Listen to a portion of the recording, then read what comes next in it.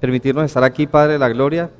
Y bueno, te pedimos que tu Espíritu Santo, Señor, sea el que se mueva, nos aclare las dudas y nos ayude a afirmarnos en la fe, Señor, a afirmarnos en la fe de tu Hijo Jesucristo, Padre, y aprender a vivir esta libertad cristiana, Señor. Una libertad que no queremos malinterpretar, Padre, sino que queremos vivirla, Señor, sanamente, en esta libertad para salvación de legalismos, libertad del Señor, de la esclavitud de lo que el mundo ofrece, Señor. Ayúdanos a vivir esta libertad, Señor, de poder estar entregados a ti todo el tiempo, todos los días, en cualquier lugar, Señor. Libertad para servirte, para amarte, para perdonar, Señor, para todo lo que tu palabra nos muestra que podemos hacer, Señor. Te damos gracias, Señor, y te pido, Señor, si hay alguna persona que tal vez aquí en medio de nosotros ha intentado por sus propios méritos justificarse, Señor, que pueda entender lo que es tu gracia, lo que es el vivir por fe, y pueda descansar de esos legalismos que a veces nos imponen o nosotros mismos establecemos, Señor. Que podamos aprender a vivir para ti, Señor, para amarte y servirte todo el tiempo, Señor, con gratitud. Te damos gracias y te pedimos todo en el nombre de Jesús. Amén. Gálatas capítulo 3, y hoy vamos a estar avanzando del versículo 10 en adelante.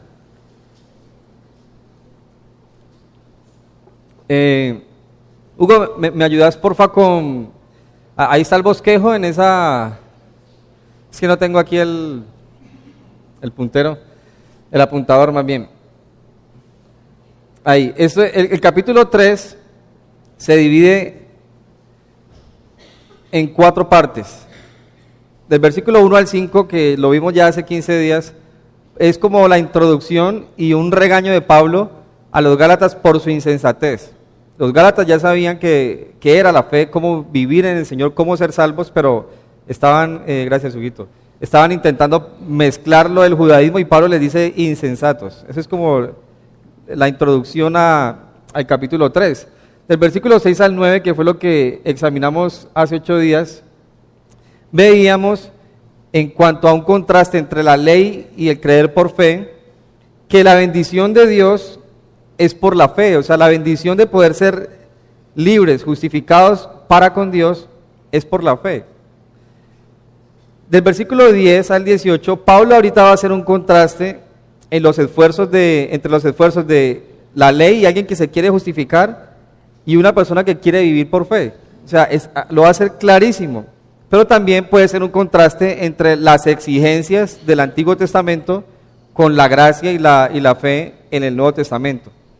Y ya el versículo 19 en adelante está el propósito de la ley. Del versículo 10 al 18 vamos a hablar de la ley y todo eso. Entonces, al final va a surgir esa pregunta, bueno, entonces la ley, o sea, ¿la ley qué? O sea, pues, ¿por qué Dios dejó la ley?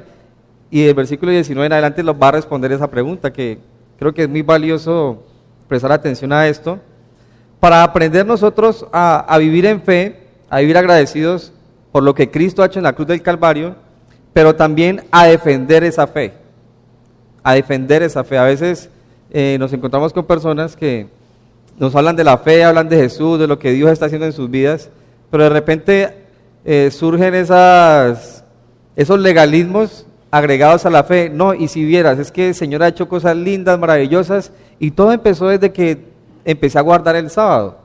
Todo empezó desde que me circuncidé ya ahorita como a los 40 años. Tú vieras cómo cambió mi vida. Entonces, ahí es propicio saber cómo defender la fe. Porque una persona que empieza a adquirir esas cargas, lo que está haciendo es privándose de la libertad que hay en Cristo. Y mezclando todas esas cosas. Entonces, todo esto nos sirve para defender la fe, para vivir con gratitud delante de Dios. Entonces, del versículo 10 al 18, vamos a leer lo siguiente, versículos 10 al 18. ¿Todos están ahí? ¿Sí? Ok. Porque todos los que dependen de las obras de la ley están bajo maldición, pues escrito está: maldito todo aquel que no permaneciere en todas las cosas escritas en el libro de la ley para hacerlas, y que por las obras de la ley ninguno se justifica para con Dios. Es evidente, porque el justo por la fe vivirá. Y la ley no es de fe, sino que dice El que hiciera estas cosas vivirá por ellas. Cristo nos redimió de la maldición de la ley, hecho por nosotros maldición, porque escrito está, maldito todo el que es colgado en un madero, para que en Cristo Jesús la bendición de Abraham alcanzase a los gentiles, al fin de que por la fe recibiésemos la promesa del Espíritu. Hermanos, hablo en términos humanos. Un pacto, aunque sea de hombre, una vez ratificado, nadie lo invalida ni le añade. Ahora bien, a Abraham fueron hechas las promesas y a su simiente. No dice y a las simientes, como si hablase de muchos, sino como de uno, y a tu simiente, la cual es Cristo. Esto pues digo, el pacto previamente ratificado por Dios para con Cristo, la ley que vino 430 años después, no la abroga, para invalidar la promesa. Porque si la herencia es por la ley, ya no es por la promesa, pero Dios la concedió a Abraham mediante la promesa. Interesante todo esto. Entonces, para entrar un poco más en contexto, el argumento que Pablo ha estado utilizando para que los gálatas estén plenamente convencidos de que la salvación es por fe y no por las obras o legalismos de la ley, es que al patriarca Abraham, antes de que Dios le pidiera que se circuncidara y que se circuncidara a su familia, mucho tiempo antes le dijo que lo iba a bendecir en él. Es más, cuando Abraham cree a Dios la promesa en Génesis 15 de que le iba a dar un hijo, cuando Abraham cree, sí, dice que esa fe le fue contada por justicia. Entonces, después de que viene en el Génesis 17 la imposición de la circuncisión, ya antes estaba la justicia por la fe, y ese es el argumento que Pablo quiere utilizar para mostrarle a los gálatas que nada de esas cosas de que ahorita, ya que Jesús ha ido a la cruz y ascendido a los cielos, alguien venga a decirnos que hay que guardar ciertos requisitos para ser salvos, aparte de la fe. O sea, nada de eso. Y es un argumento muy, muy importante. Ya en el versículo 10, en cuanto al contraste de los esfuerzos de la ley y la fe, Pablo muestra en ese versículo 10 que los que dependen de la ley están bajo maldición. Y dice en el 10, porque todos los que dependen de las obras de la ley están bajo maldición. Hay palabras importantes aquí. Una de ellas es todos los que dependen. Esa frase es importante. Todos los que dependen. Pablo va a hablar de la ley, pero Pablo no va a decir, o no dice ahí, que los que alguna vez cometieron un error o fallaron en la ley están bajo maldición. Pablo está diciendo todos los que dependen. O sea, cuando alguien, conociendo la ley moral de Dios, ¿sí? Tenemos 10 mandamientos, más un poco de requisitos y un montón de rituales que Dios le dijo al pueblo que hicieran, pero si basamos los 10 mandamientos, Pablo no está diciendo que si alguien falló uno de esos mandamientos está bajo maldición, pero sí está diciendo que si alguien quiere depender o defender sus méritos de salvación basado en esos 10 mandamientos y se esfuerzan a hacerlo, está bajo maldición. O sea, si alguien dice, bueno, Jesús, todo bien, pero no, eso no es suficiente. Aquí tengo los 10 mandamientos, voy a depender de estos 10 mandamientos para salvarme y voy a empezar a guardarlos rigurosamente. Cuando una persona tiene esa actitud, dice Pablo, ya está bajo maldición o bajo condenación. Y lo va a demostrar de muchas maneras. Pero para empezar a demostrar, dice, maldito todo el que no permaneciere en todas las cosas escritas en el libro de la ley para hacerlas. Entonces, la misma ley dice en Deuteronomio, capítulo 27, versículo 26, si usted lo busca en su Biblia, la misma palabra de Dios dice que cuando alguien no permanece perfectamente en la ley, ya está bajo maldición. Entonces yo decir, bueno, voy a tratar de salvarme cumpliendo estos 10 mandamientos, me pone a mí bajo un escenario bastante difícil, porque si alguna vez fallo uno, entonces tengo ya dificultades. Y en Deuteronomio, capítulo 27, del versículo 11 en adelante, podemos leer maldiciones que vienen no de Moisés ni del hombre, sino de Dios, al pueblo que quiere desobedecer. Deuteronomio 27. Vamos a leerlo del versículo 11 en adelante. Y vamos a terminar en el versículo 26. Deuteronomio 27, 11 dice: Y mandó Moisés al pueblo aquel día diciendo: Cuando hayas pasado el Jordán, estos estarán sobre el monte Gerizim para bendecir al pueblo: Simeón, Leví, Judá, Isaacar, José y Benjamín. Y estos estarán sobre el monte Ebal para pronunciar la maldición: Rubén, Gad, Aser, Zabulón, Dan y Neftalí. Y hablarán los levitas y dirán a todo varón de Israel en alta voz: Maldito el hombre que hiciere escultura o imagen de fundición, abominación a Jehová, obra de mano de artífice, y la pusiere en culto. Y todo el pueblo responderá y dirá amén. O sea que se están pronunciando unas maldiciones o una condenación de parte de Dios para ciertas actitudes, ciertos pecados, ciertas personas, y comienzan de alguna manera culpando a aquellos que llevan a los demás a la idolatría. Dice en el 17: Maldito el que redujere el límite de su prójimo, y dirá todo el pueblo amén. Maldito el que hiciere errar al ciego en el camino, y dirá todo el pueblo amén. Maldito el que pervirtiere el derecho del extranjero, del huérfano y de la viuda, y dirá todo el pueblo amén. Maldito el que se acostare con la mujer de su padre, por cuanto descubrió el regazo de su padre, y dirá todo el pueblo amén. Maldito que se ayuntare con cualquier bestia o animal, y dirá todo el pueblo amén. Maldito el que se acostare con su hermana, hija de su padre o hija de su madre, y dirá todo el pueblo amén. Maldito el que se acostare con su suegra, y dirá todo el pueblo amén. Maldito el que hiriere a su prójimo ocultamente, y dirá todo el pueblo amén. Maldito el que recibiere soborno para quitar la vida al inocente, y dirá todo el pueblo amén. Y mire cómo termina el versículo 26. Maldito el que no confirmare las palabras de esta ley para hacerlas, y dirá todo el pueblo amén. Cuando dice ahí maldito el que no confirmare, la palabra no confirmar es la traducción griega que Pablo coloca en Gálatas: el que no permanezca o el que falle. Entonces, parte de esas pronunciaciones que Dios dejó en Deuteronomio y que los líderes del pueblo tenían que estar atentos, es que cuando alguien no permaneciera en esos mandatos de Dios, el pueblo lo iba a señalar. Entonces, de alguna manera, Dios estaba mostrando en el Antiguo Testamento que el hombre no podía cumplir la ley a cabalidad. Y aquellos que pensaran: yo me voy a justificar por Dios, delante de Dios, haciendo esto, iba a estar bajo maldición, iba a haber quien lo acusara.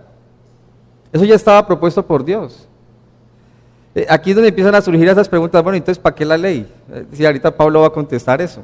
Pero entonces, el contraste entre la ley, esforzarse en hacerla, y el ser justificados por fe, es que si yo decido ahorita, hoy día, después de que Jesús ya vino a la cruz y resucitó, decir, bueno, voy a cumplir mi salvación por los méritos, estoy bajo maldición.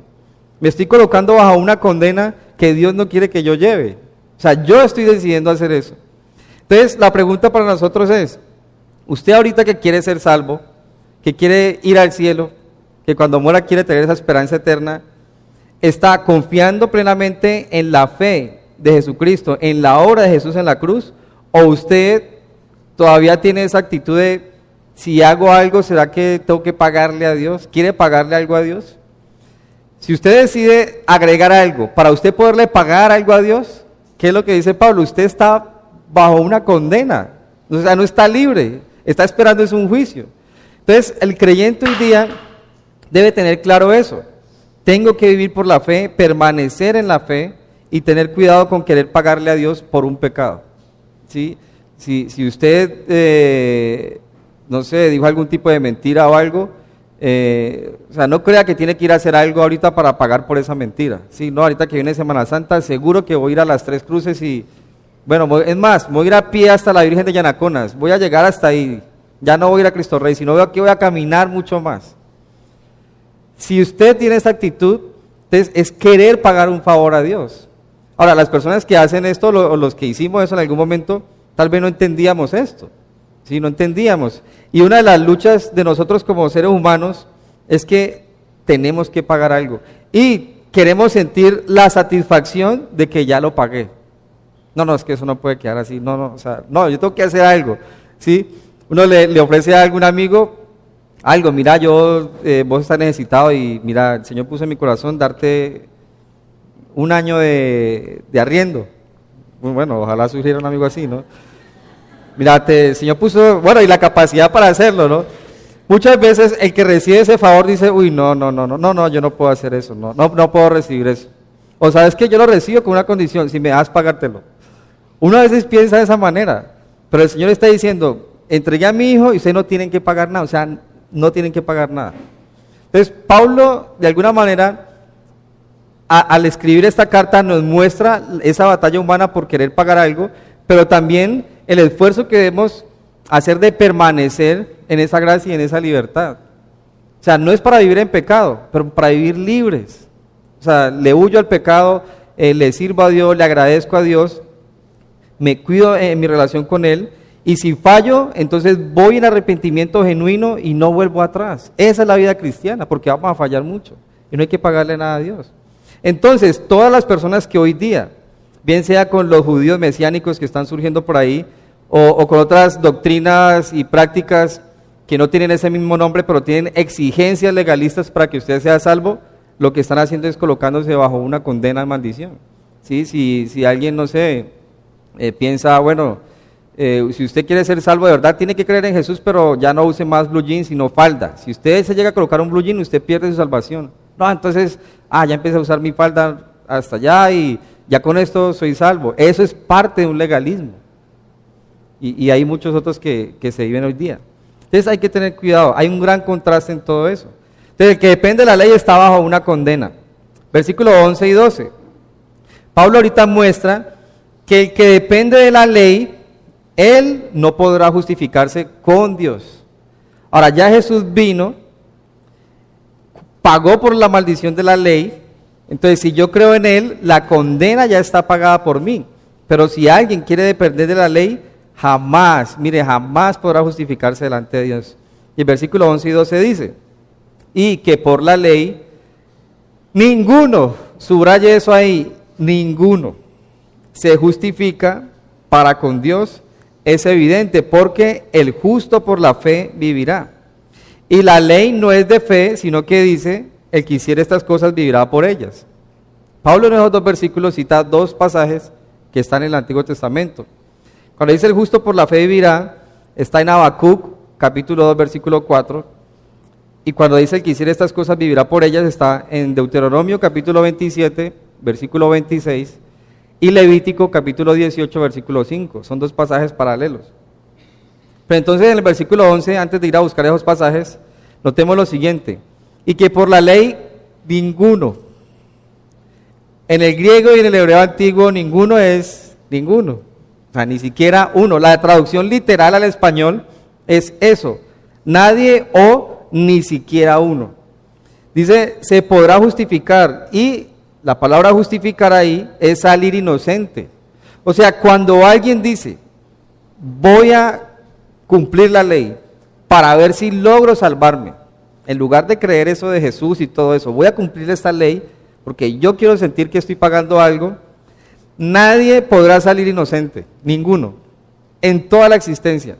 Ahora, solo hubo uno que cumplió la ley, Jesús. Nadie más puede decir eso. Jesús solo cumplió la ley. Pero en cuanto al ser humano, aparte de Cristo, nadie en toda la existencia podrá salir inocente delante de Dios. ¿Por qué? O sea, ¿cuál es la razón? Si hay personas que son moralmente muy buenas, la razón es esta. Porque Dios quiere que el que quiera ser justo delante de Dios sea por la fe. Esa es la razón. El ser humano no va a poder pagar nada, no va a poder justificarse, porque al tratar de cumplir los méritos de manera personal, lo que va a hacer es arruinar absolutamente todo. Y yo creo que a muchos nos ha pasado eso.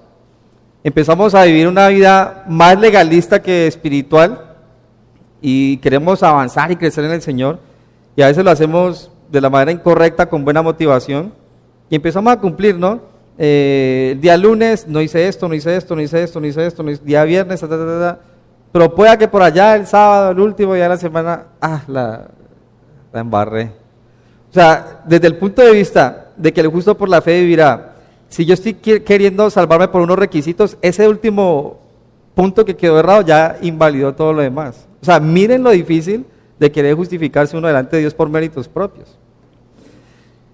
Habacuc capítulo 2, versículo 4. Busquen ahí en sus Biblias Habacuc 2:4. Está ahí antes de terminar el Antiguo Testamento. Sí hay un libro que se llama Habacuc. Es un libro de esos libros que uno, y eso, ¿en qué revista salió, no? Ese está en la Biblia. Habacuc capítulo 2, versículo 4. Habacuc 2:4.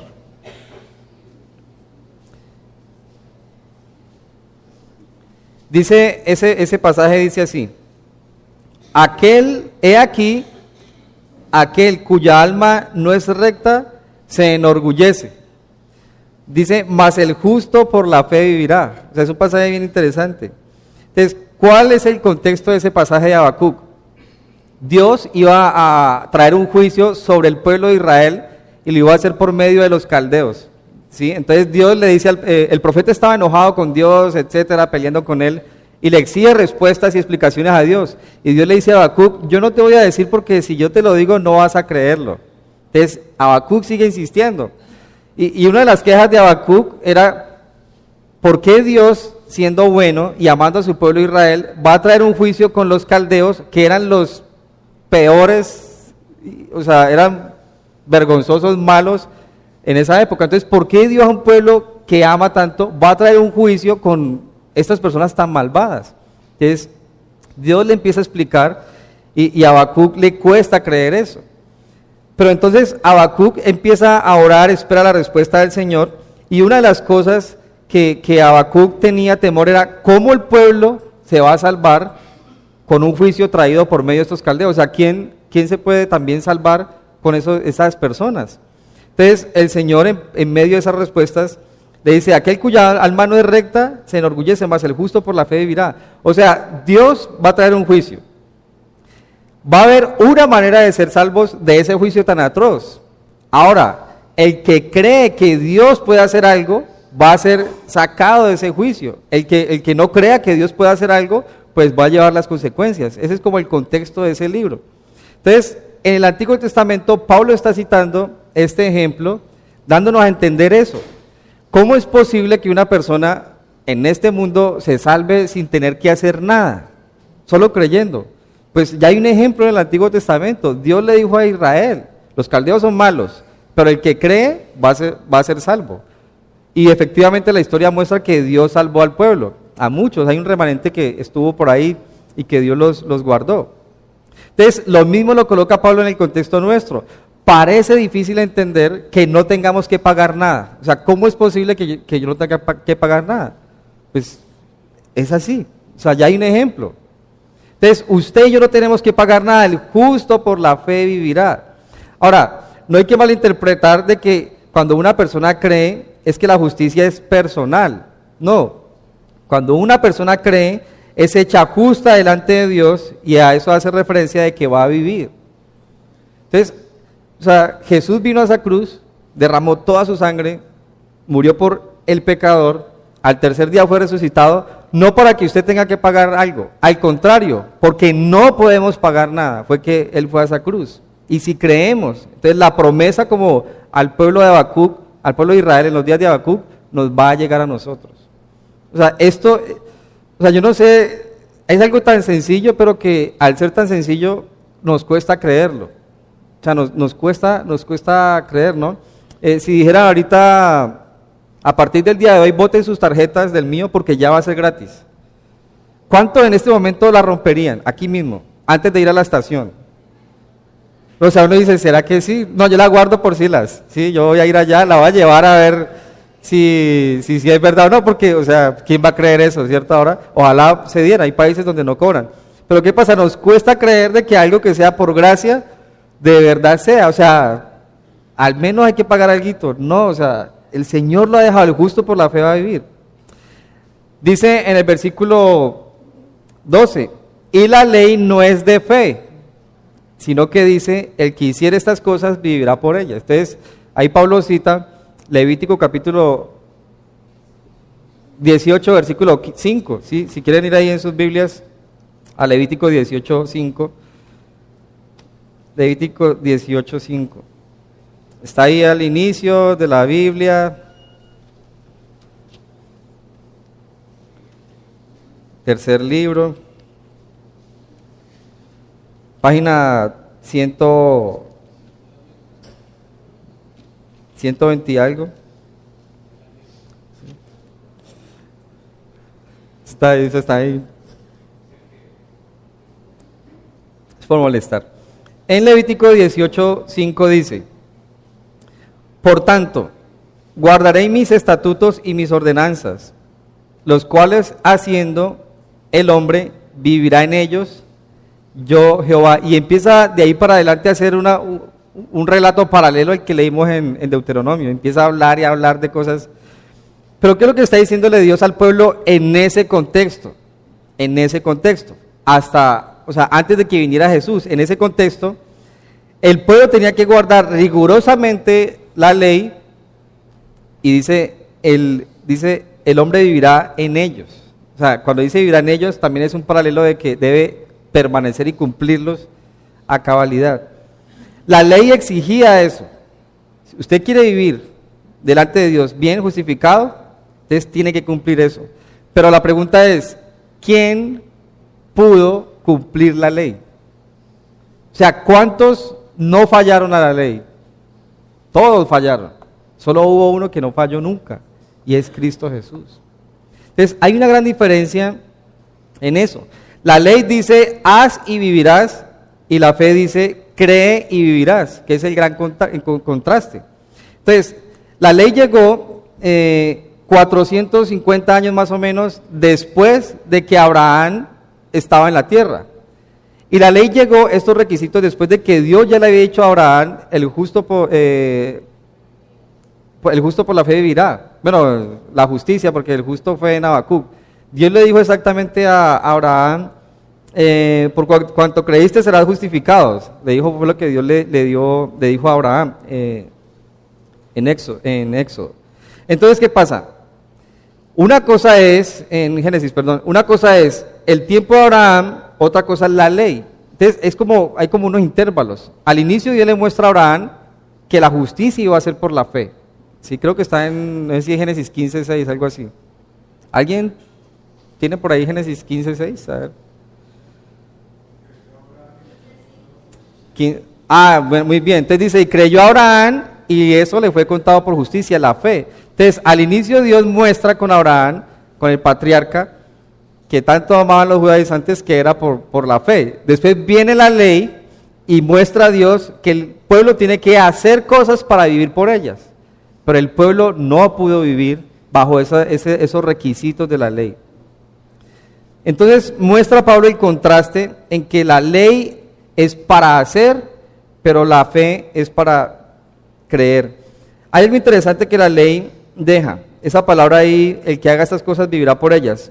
La interpretación que surge de ahí, griega y del hebreo antiguo, es la siguiente. La ley tiene que ser una obediencia estricta, completa, perfecta y absoluta.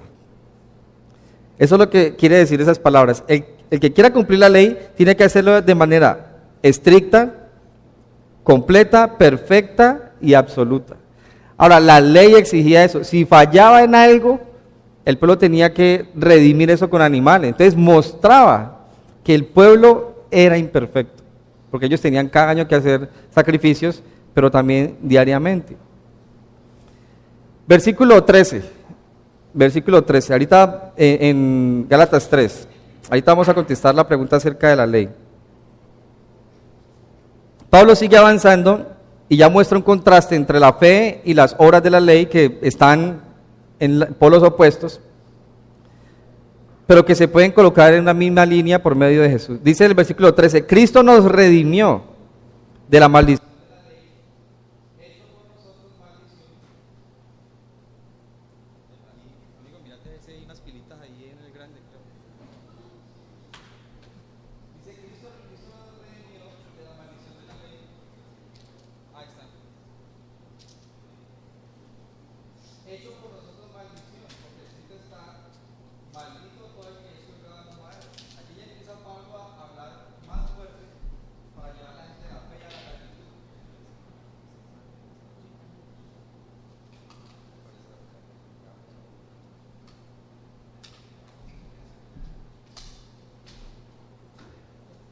Sí, hola.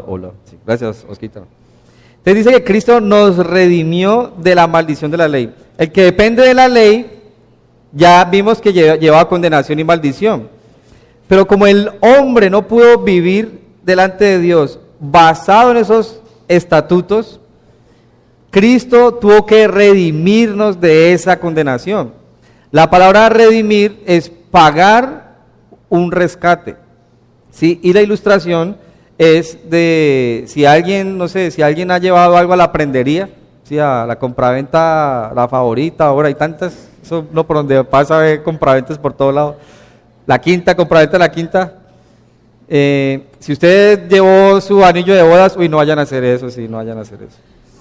Si usted llevó su anillo de bodas y bueno, se lo prestaron, le prestaron 50,000 pesos o 300,000, no sé.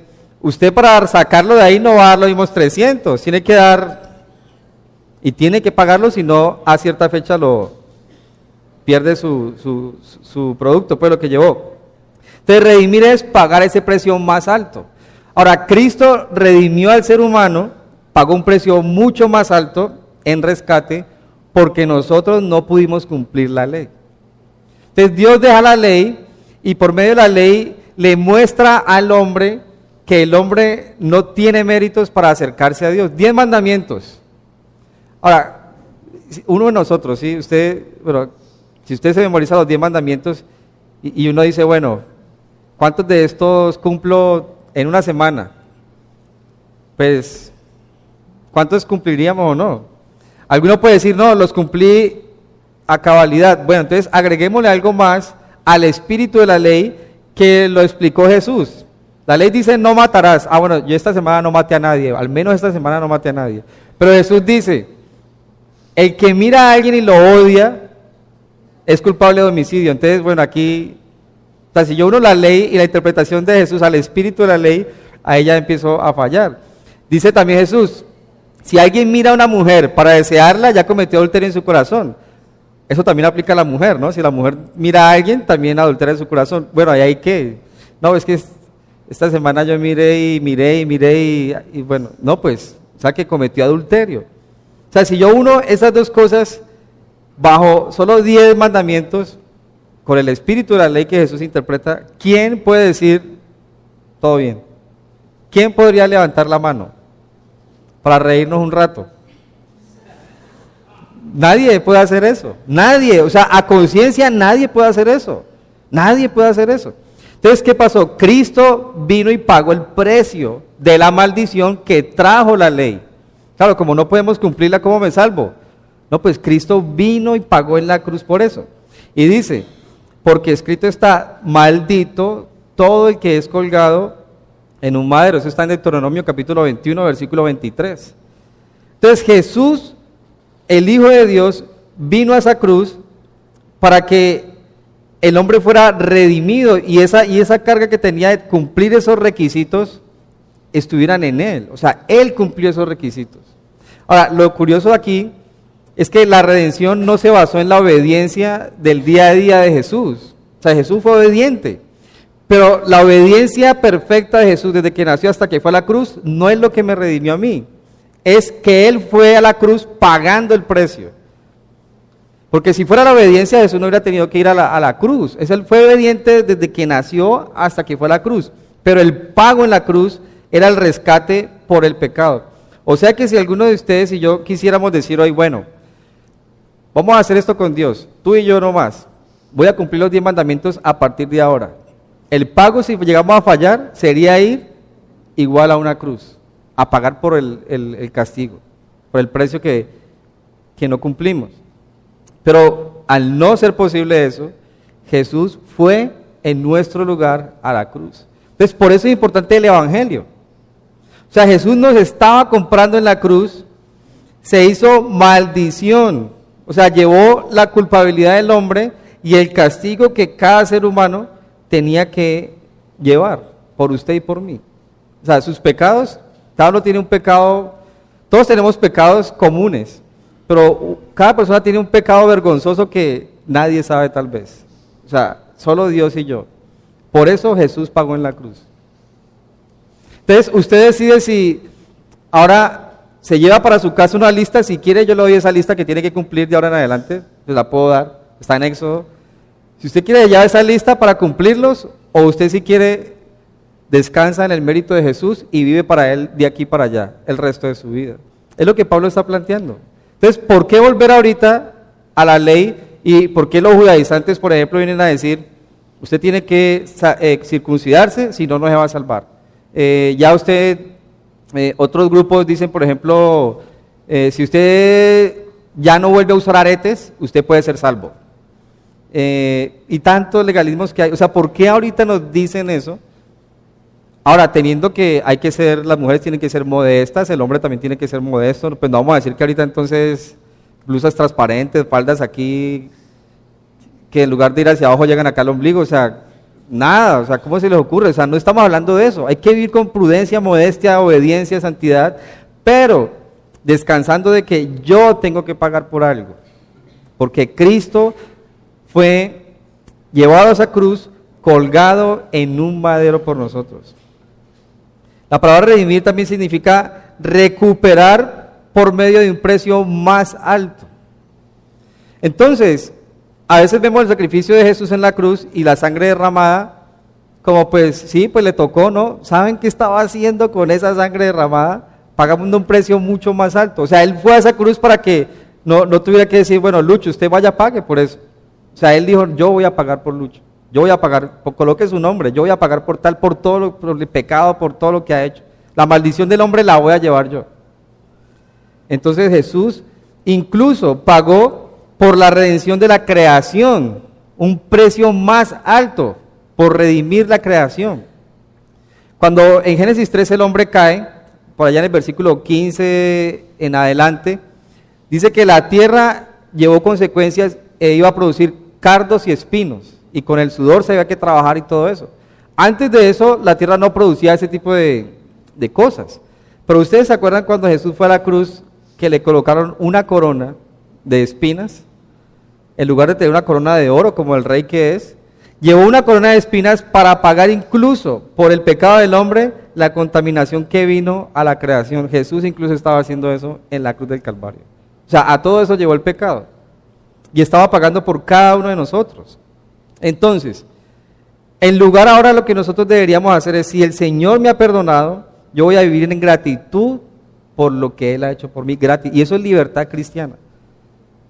Las mujeres, ya no me voy a vestir así, voy a usar esto y lo otro, no porque la religión me lo prohíbe, pero porque mi Señor se agrada en eso. No voy a dejar, no voy a volver a cometer estos pecados, voy a alejarme de esto, voy a honrar a mi esposa, a mis hijos, voy a estudiar la palabra, la voy a vivir, no porque el pastor lo exige, sino porque es lo que Dios quiere que yo haga. Entonces mi relación con Él se vuelve una relación diaria y no es una religión. Si yo les dijera a ustedes, miren, a partir de ahora todos tienen que usar, se me olvidó el nombre, Juanca, la kipá, todos los hombres tienen que usar una kipá, y si no la usan, ustedes no son santos de verdad. Es un legalismo, una arandela extra a ese sacrificio que ha hecho Jesús. Entonces, para que ustedes más bien y yo, en lugar de tener un simbolismo en la cabeza que muestre que estoy bajo la cobertura de Dios, para que mi vida lo demuestre, viva en obediencia a Dios, obedezca la palabra, y el mundo va a saber que usted está bajo la cobertura de Dios. O sea, es relación diaria. Un comentarista de apellido Jones dijo lo siguiente: los gálatas imaginaban que Cristo solo los había redimido a medias y que tenían que pagar el resto por la circuncisión y los requisitos del judaísmo. Y es lo que están haciendo muchos. Sindal Jones. O sea, él opinó eso, es una opinión de él, que él cree que los gálatas, bueno, Jesús murió, pero no fue suficiente, que si yo me circuncido, le voy a ayudar a ese favorcito.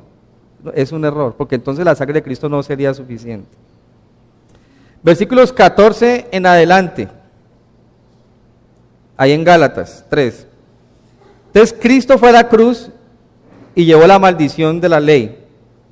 Y dice, para que en Cristo Jesús la bendición de Abraham alcanzara a los gentiles, a fin de que por la fe recibiésemos la promesa del Espíritu.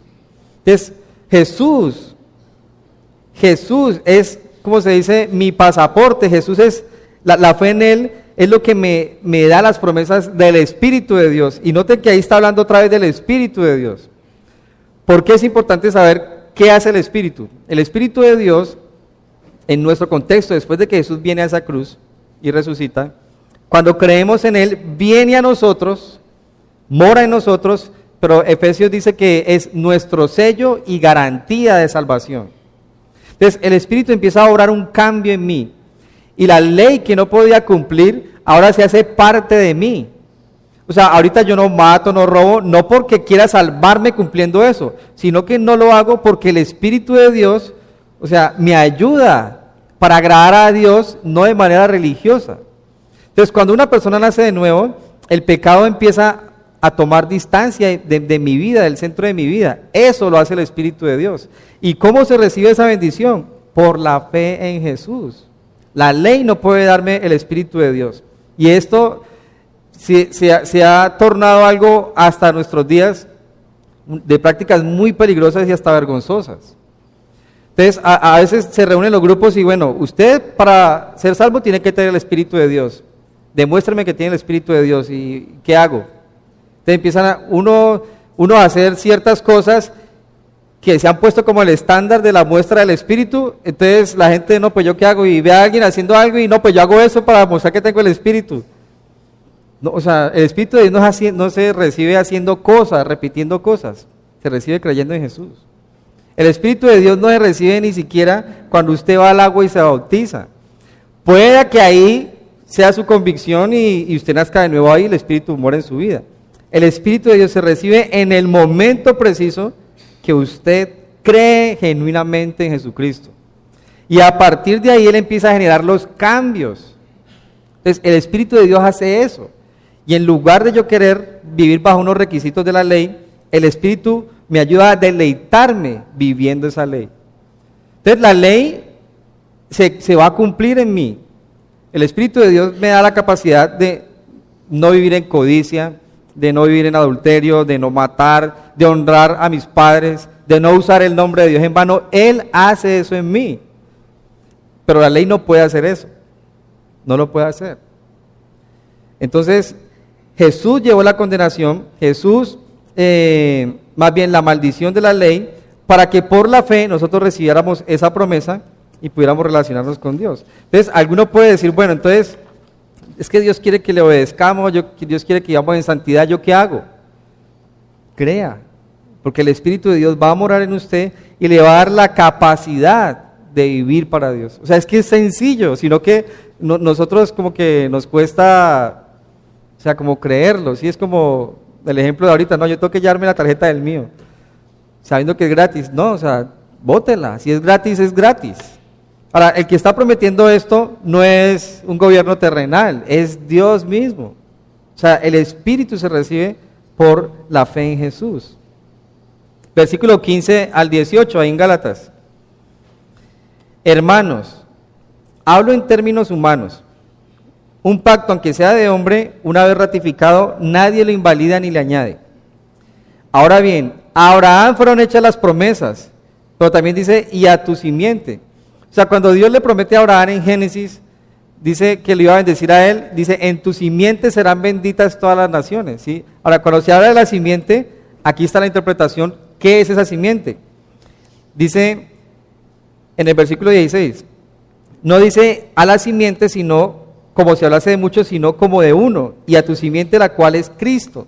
Entonces, cuando Dios le dice a Abraham, en ti serán benditas todas las naciones, hacía referencia a Jesús, ¿sí? Iba a salir de su descendencia después de Jacob, del pueblo de Israel, etc. Pero está hablando de la simiente y es de Cristo. Y cuando viene Cristo, establece también la salvación por la fe. O sea, tienen mucho que ver en paralelo. Entonces, en Él están las bendiciones. En el 17 dice, esto pues, digo, el pacto previamente ratificado por Dios para con Cristo, la ley que vino 430 años no la abroga para invalidar la promesa. Dios le dice a Abraham, 400 años antes de que llegara la ley, le dice, en ti van a ser benditas todas las naciones, en tu simiente. 400 años después viene la ley. Entonces la ley esos requisitos no salvan ni anulan esta promesa a Abraham de vivir por fe. Cuando viene Jesús y va a la cruz, ratifica esta promesa, y esto de vivir por ley, por los legalismos de la ley, Él paga esta condenación. Entonces, no anula en ningún momento la promesa de Dios a Abraham por vivir por fe. Y es lo que los judíos mesiánicos están enseñando hoy día. Bueno, es más difícil creer en eso que en la fe de Jesús. La verdad es más difícil, o sea, tiene tantas cosas. Versículo 18. Porque si la herencia es por la ley, ya no es por la promesa, pero Dios la concedió a Abraham mediante la promesa. La bendición a todos de ser salvos por creer fue en Génesis 15 a Abraham. 400 años después viene la ley. Si la ley tapara esta promesa a Abraham, cuando Jesús viene a morir por nosotros, está perdiendo el tiempo. ¿Por qué vino Jesús a morir? Si yo podía cumplir y andar con mi listica de los 10 mandamientos. O sea, ¿por qué Jesús tiene que venir? No, cuando Jesús viene, cumple esto, pero nunca anula el hecho de que Dios quiere que el hombre sea salvo por fe. Nunca lo anula, nunca lo anula. Del versículo 19 en adelante se contesta la pregunta. ¿Y la ley entonces qué? O sea, y hemos hablado de la ley que sí, que no, al fin que la ley sí, no. Miren, la ley no es mala. La ley me da un estándar para saber qué es lo que Dios quiere, cómo quiere Dios que yo viva, qué le agrada. Es más, cuando Dios le da la ley a Israel, le dice que cumpliendo esa ley iban a ser distinguidas de todas las naciones. O sea, esos mandamientos los hacía brillar y le da la diferencia a los mandamientos. Pero si hay un propósito en esa ley, si los 10 mandamientos, cumplirlos, no me salvan, pues entonces, o sea, ¿qué estamos jugando? O sea, ¿sí o no? Bueno, versículo 19. Entonces, ¿para qué sirve la ley? La respuesta que da Pablo fue añadida a causa de las transgresiones, hasta que viniese la simiente. ¿Quién es la simiente? Hasta que viniera Cristo, a quien fue hecha la promesa y fue ordenada por medio de ángeles en manos de un mediador. Entonces, dice que la ley fue añadida a causa de las transgresiones. Transgresiones, brincar una barrera conociendo que no puedo brincarla. ¿Sí? Si a mí me dicen, bueno, usted camine, pero solo puede llegar hasta el borde. Si se baja es pecado. Bueno, pues yo ya sé que está ahí, pero si yo hago esto, o sea, conociendo que hasta ahí era el límite, estoy transgrediendo. Entonces, la ley fue dada para mostrarle al hombre su condición de pecado. Dios le dijo al hombre, no matarás, no codiciarás. Le estableció los límites. ¿Y qué hizo el hombre? ¿Qué hizo el mismo pueblo de Israel? Pues, ¿y por qué era que no puedo transgredir esto? Y empezó a pecar, y eso lo que estaba mostrando era que el corazón del hombre es pecaminoso y que por sus propios medios no se puede justificar. Eso es lo que estaba mostrando la ley. Si a nosotros nunca nos hubieran dicho, robar es malo, pues todos tuviéramos nuestras mañas. Pero si el día de hoy nos dijeran, robar es malo, a partir de hoy sería transgresión si lo vuelvo a hacer. Porque me iban a acusar algo de lo que yo no sabía que era malo. Pero cuando Dios pone la ley, me hace saber qué es lo bueno y lo malo, pero cuando yo caigo en esos pecados, se cumple en mí esa condena de que yo soy culpable, yo lo quise hacer, yo ya sabía. Versículo 20. Y el mediador no lo es de uno solo, pero Dios es uno. Versículo 21. Luego, ¿la ley es contraria a las promesas de Dios? De ninguna manera. Porque si la ley dada pudiera vivificar, la justicia fuera verdaderamente por ley. Mas la Escritura lo encerró todo bajo pecado, para que la promesa que es por la fe en Jesucristo fuera dada a los creyentes. Bueno, ¿por qué Dios le dio la ley si sabía que el hombre la iba a romper? O sea, ¿por qué Dios colocó 10 mandamientos si sabía que los íbamos a transgredir? Pues, para que la promesa que era por fe, aquí en Abraham, pasara a todos nosotros. Para que nosotros pudiéramos decir, bueno, Dios no quiere que yo peque, pero Dios, yo pequé ahora, necesito que me salves. Ahora, ¿quién era entonces el Salvador? Ya estaba prometido 400 años antes. Jesús. Entonces la ley fue dada para que el hombre esté consciente de que necesita un Salvador. Para eso fue dada la ley. La ley no me salva a mí como tal, pero me muestra que yo soy un pecador.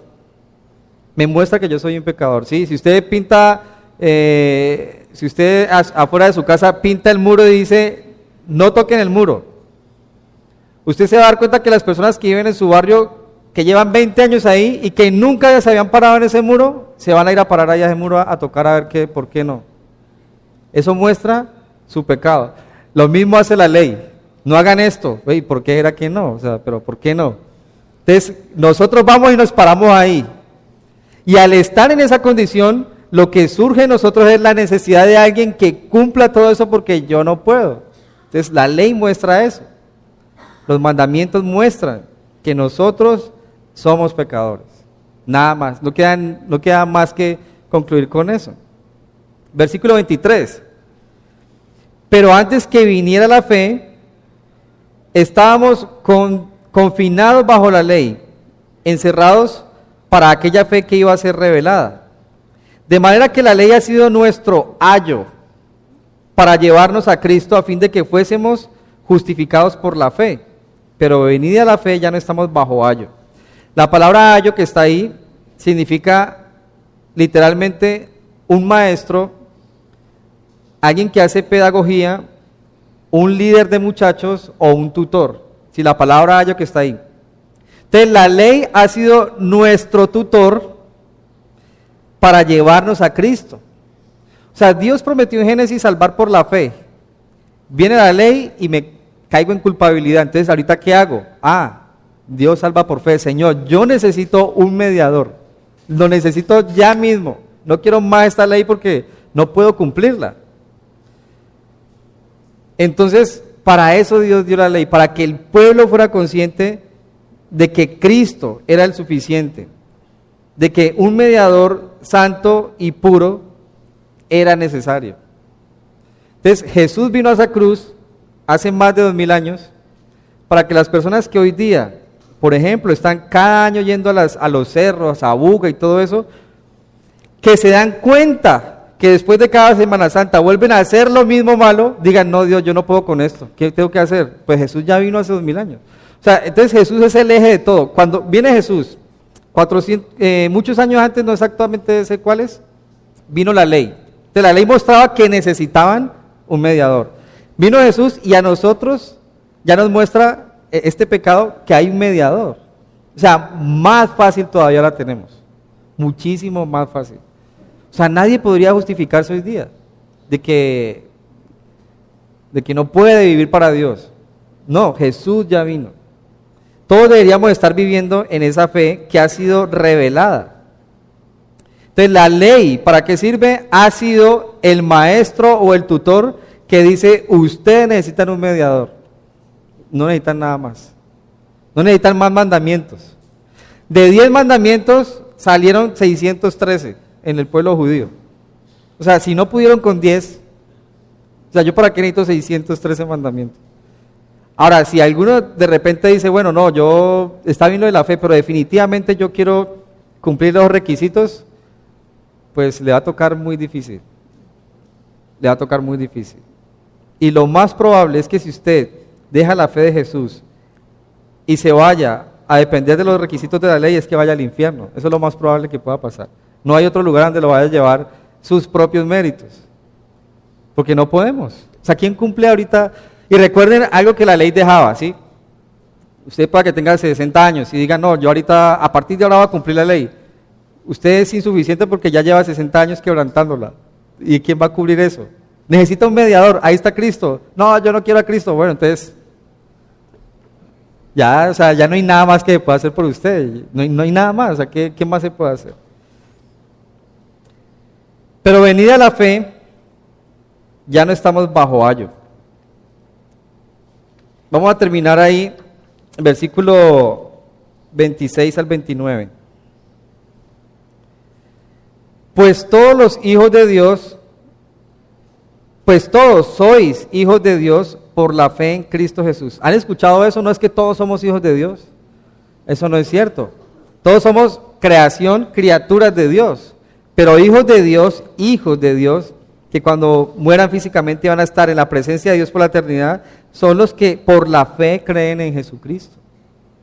Entonces la promesa no me ayuda algo nada más aquí para vivir en el día a día libre mi vida cristiana, sino que creer en Jesús no solo me hace libre del pagar el precio, sino que ahorita soy un hijo de Dios y si muero voy a ir al cielo por la eternidad con muchos hermanos.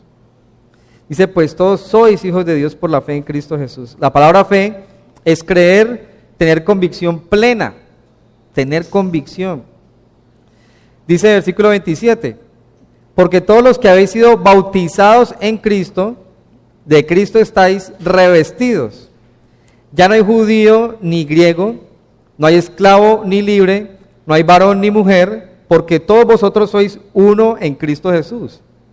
Y si ustedes son de Cristo, ciertamente linaje de Abraham son y herederos según la promesa. Dios le dijo a Abraham, en ti me serán benditas todas las naciones de la tierra. Y le habló de la simiente, en su simiente. Entonces, la promesa, como no es invalidada por la ley, cuando viene Jesús y yo creo en Él, esas promesas de Abraham me van a alcanzar a mí.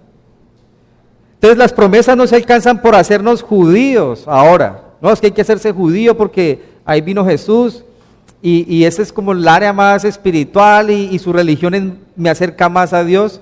No, la promesa para ser hijo de Dios no está en la ley, sino en Abraham, que era la justicia por la fe. O sea, yo me imagino a Pablo enseñando, esto, debe ser magnífico escucharlo. Y su entusiasmo de que los Gálatas no se dejaran engañar por los religiosos del día que querían agregarle algo a la fe. Entonces, hay promesas y están en Cristo Jesús. Hay promesas que están en Él y llegaron antes de que el pueblo de Israel siquiera existiera. Sí, entonces es algo. La promesa vino a Abraham de salvación por fe. En ti me serán benditas todas las naciones de la tierra. Eso está en Génesis 12, Génesis 15 también. Y al final de Génesis 17. 400 años después viene la ley. Pero la ley no me salva, sino que me muestra que soy pecador, que necesito un salvador. Viene Jesús, paga por este precio y ahorita esas promesas me alcanzan a mí. ¿Por qué ser judaizante si la ley no me salva? ¿Sí lo entienden? ¿Sí lo estoy explicando bien? Si el pueblo de Israel nació muchos años después de que Abraham recibiera esa promesa, ¿por qué hacerme judío ahora? O sea, ¿por qué tengo que hacerme judaizante ahora, dejarme crecer la barba, comprarme unas patillas de 2 metros, comprarme un gorro, dejar de salir el sábado, circuncidarme, o sea, irme a bautizar en el río Jordán? ¿Por qué tengo que hacer eso si la promesa está en Jesús y no en la ley? O sea, los Gálatas estaban siendo muy tentados. ¿Creen ustedes que ese tipo de errores han surgido el día de hoy? Si alguien le dice a usted, mire, tengo un lugar magnífico, encontré un rabino, si usted viera ahí lo chévere que estamos pasando, ya tenemos unas dietas que nos santifican. Usted lo que le puede decir con mucho respeto es, mire, eso es pura basura y la fe está en Jesús. Con mucho respeto, o sea, en sus palabras, ¿no? En sus palabras, obviamente. En mis palabras serían esas. Ahora, ¿por qué lo digo así? Porque es la verdad. O sea, ¿cómo voy a permitir que alguien me esclavice cuando Jesús me hizo libre? O sea, eso es un error, si quiere decírselo, es un error o están malinterpretando, qué sé yo, pero es un legalismo, es una carga que Jesús no quiere que llevemos, porque Él ya la llevó. Ahora, ¿cómo puede o cómo debería afectar lo que estamos viendo en la vida del cristiano hoy día? Afecta en todo. Al menos quisiera citar lo que puede ser el perdón. ¿Cuántos pecados cometió usted antes de que conociera a Jesús? ¿Cuántos ha cometido después de que creyó en Jesús hasta el día de hoy? Y Jesús perdona todo. Y no le está pidiendo a usted que haga cosas para experimentar ese perdón. Ahora, ¿usted perdona igual o usted sí quiere que los demás paguen alguito? Porque somos así. Entonces Jesús, Señor, perdóname, clemencia. No, pero a él merece, Señor, dale un trato, pínchale el carro, que le vaya mal en los negocios, porque somos pecadores. Entonces debería afectar creer esto y aceptarlo en mi libertad personal, pero en mi libertad para relacionarme con los demás. Si el Señor me ha perdonado tantas atrocidades que he podido cometer, algunas las saben los demás, otros las sabré yo y nadie más, ¿cómo yo no voy a perdonar a alguien algo? Ahora, cuando Jesús perdona y da la oportunidad, ¿deja de relacionarse con nosotros o se relaciona con nosotros todavía? ¿Ustedes qué opinan de eso? Sí, yo te voy a perdonar, pero listo, no volvamos a hablar, nos vemos en el cielo, allá hablamos. No es así, diariamente contesta oraciones, nos cuida, nos disciplina. Entonces, ¿por qué yo, si he perdonado a alguien, si le digo eso? En el cielo nos vemos.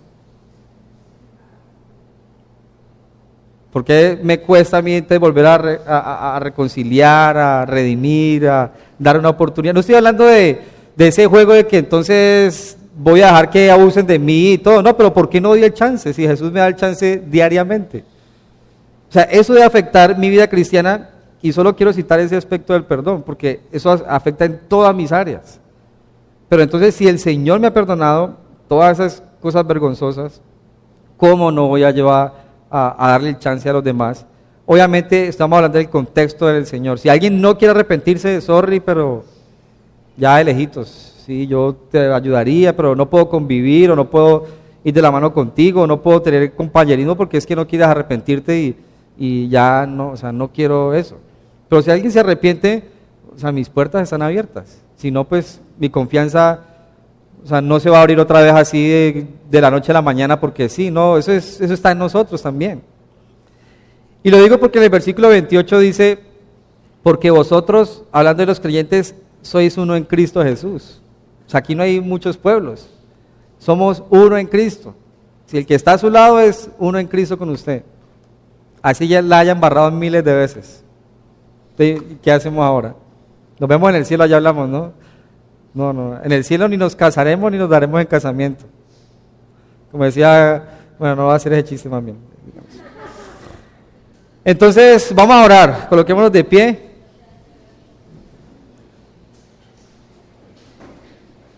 Coloquémonos de pie. La invitación es, entonces, somos salvos por la fe en Jesús, no hay que pagar nada, hay que vivir agradecidos. Y lo otro es que esta libertad, ese pago que hizo Jesús, no es para vivir en el pecado nuevamente, es para vivir libres del pecado. Yo puedo decirle al pecado, no, tranquilo, muchas gracias. Pero también esa libertad en Jesús, ese precio que pagó Él, esa justificación gratis, tiene que afectar mi vida cristiana, mi relación con los demás. Jesús dijo, en esto conocerán que son mis discípulos, en que se aman los unos a los otros. O sea, Jesús no dijo, en esto van a saber que ustedes son la iglesia cristiana, en que tengan templos de miles, de 10,000 para arriba. O sea, Él no dijo nada de eso, es en que se aman los unos a los otros. Entonces, eso afecta mi vida. Señor, te damos gracias. Bueno, Padre, te pedimos que nos ayudes a entender esto, Dios, y a cómo es que debemos de vivir una vida justificada, una vida cristiana libre, una vida de servicio, Señor. Nos ayudas a entender, Señor, que en lugar de querer pagar nosotros por algo, es de vivir agradecidos, porque tú ya diste un precio y un precio mucho más alto del que se debía humanamente hablando, Señor. Diste tu sangre, tu vida, Señor, tu obediencia, todo lo que eres, Señor, lo diste ahí en esa cruz, sufriendo el martirio que nosotros teníamos que haber pagado, Señor. Y ahora, al resucitar, Señor, nos da la fe, nos da la convicción de que es cierto, de que tú eres el Redentor, de que tú eres el Mesías. Tú no quedaste ahí en una cruz colgado, Señor, tú no quedaste en una tumba encerrado, Señor, sino que te levantaste el tercer día, mostrando de que somos libres y de que tú eres el Señor, y creemos en eso, Padre. Te damos gracias, Jesús, por lo que has hecho por nosotros. Y ahí con sus ojos cerrados, si hay alguna persona que ha tratado de buscar cómo relacionarse con Dios y tal vez al no saberlo ha estado tratando de pagar por su propio pecado, Jesús murió por sus pecados, Él pagó por usted, así que crea en Él, entregue su vida a Él, dígale que lo llene con su Espíritu Santo, dígale que le transforme su vida, su corazón, su pensamiento y viva ahora agradecido, conozca la palabra para que sepa qué es lo que debe hacer, qué es lo que no debe hacer, pero en una relación personal. Te damos gracias, Señor, te pedimos una vez más por todo este asunto, Señor, para que podamos vivir libres, compartir nuestra fe, Señor, a los perdidos, Padre de la gloria, para que aprendan, entiendan que es suficiente creer en ti, Señor. Te damos gracias y te pedimos todo en el nombre de Jesús. Amén. Que el Señor los bendiga, que Dios los guarde. Se han guardado sus diezmos y ofrendas, se han guardado sus diezmos y ofrendas, se han guardado sus diezmos y ofrendas, se han guardado sus diezmos y ofrendas, se han guardado sus diezmos y ofrendas, se han guardado sus diezmos y ofrendas, se han guardado sus diezmos y ofrendas.